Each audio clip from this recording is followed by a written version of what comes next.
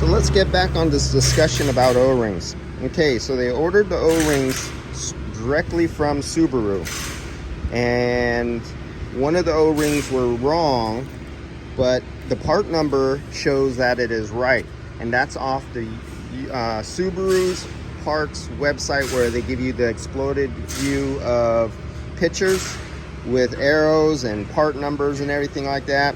So it turns out they're wrong, and often many websites from the dealership will be wrong. If there's a whole bunch of parts, they will always have sometimes a mistake every now and then, and in this car they do. So the part, according to Subaru's website, is available, but it's wrong. So I'm trying to match up. Now you see these O-rings here. I always tell everybody, every time you need a O-ring on a car, do not order a individual O-ring.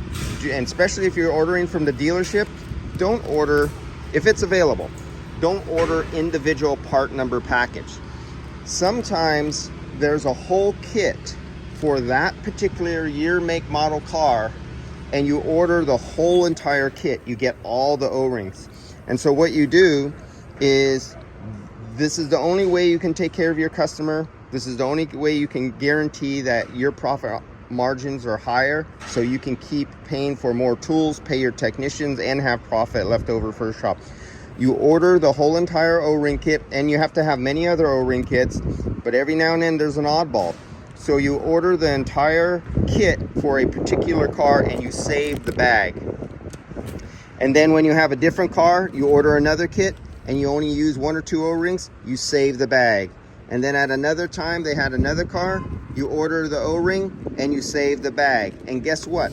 One day you come across a situation like this, where the customer's coming to pick up their car, you ordered all the O-rings from Subaru, and it says they are the right O-rings, but they're the wrong O-rings for that year, make, model car. And now you go and scavenge and start looking, and I was helping them look for the O-rings, because O-rings are tricky. Here's 2 O-rings that look exactly alike, but they're actually different. You see these 2 O-rings right here? Let me see if I can zoom in on them. Don't those look similar? But they're actually different. They could be 2 number 10 O-rings, but they're different. And then here's 2 more O-rings that came out of 2 different bags with 2 different part numbers. We're talking thousandths of an inch. And a lot of guys, oh yeah, but I use the other one, or I use the universal ones, or I double stack them. Yes, that can work, and it often does work. But depending whether you went larger or smaller, or the outside diameter was different, the inside diameter difference, it was oval or it was round, not all around, what will happen is, just like Subaru's mistake from the factory, it might just work until it gets old and hard and crispy and it's no longer elastic, and then it lets refrigerant pass.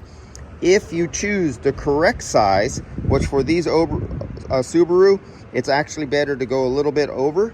And another thing I do is I fill up the recess with silicone grease. Now what I like to do, so you pull it back over, you can see I have a bunch of goo in there. But what I like to do is I like to clean it off, and I like to fill up the groove that you see right there.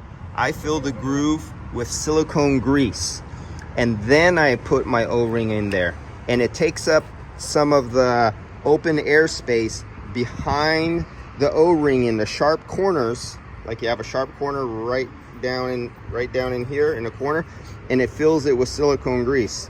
And then when you're pushing it in, it makes it a little tighter, and it packs the O-ring tighter up against the walls. And so even when it gets older, it has a little extra, you can say, a fluid pressure against it, holding it in place, and they don't leak. That's the only way I can explain it without using technical terms or anything. But so I found the one that actually will work for the Subaru out of ones that were not meant for Subaru. And that's how you save your ass. Stop trying to be cheap and just order 1 O-ring. Unless it's not available, you have no choice. And that was the deal here. Through Subaru, supposedly a whole kit doesn't exist for this car. That's what I was told. I'm not the one who did the parts ordering. But when those scenarios come up and you can't find a whole kit for the whole car, as you can see, there's a large compressor manifold O-ring that for you guys who know about that big hexagonal one up there that looks like 6 sides on it, goes on the top plates of those Denso compressors inside there. Something that was meant for another car saved their ass, and we can get this out today. So I'm going to finish replacing these 2 easy O-rings. I told them I'll do that for them. They're really backed up. They're short on technicians. They're overpacked on cars. I emptied it. I'll do these 2 for them, but their guys are going to have to do the harder ones, which is the one that's buried way down there on that receiver dryer, the 2 on the condenser, and the 2 back there on the firewall. And I'm running behind schedule, and I got to go jet off to Redwood City right now and do one. But that's it. Remember, another thing, if you're a friend, Nylog Blue. You could get this stuff at True Tech Tools.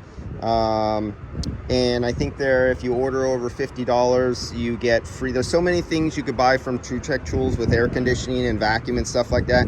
It's easy to go over their free amount so you don't have to pay for shipping. That's all, guys. I'll see you later.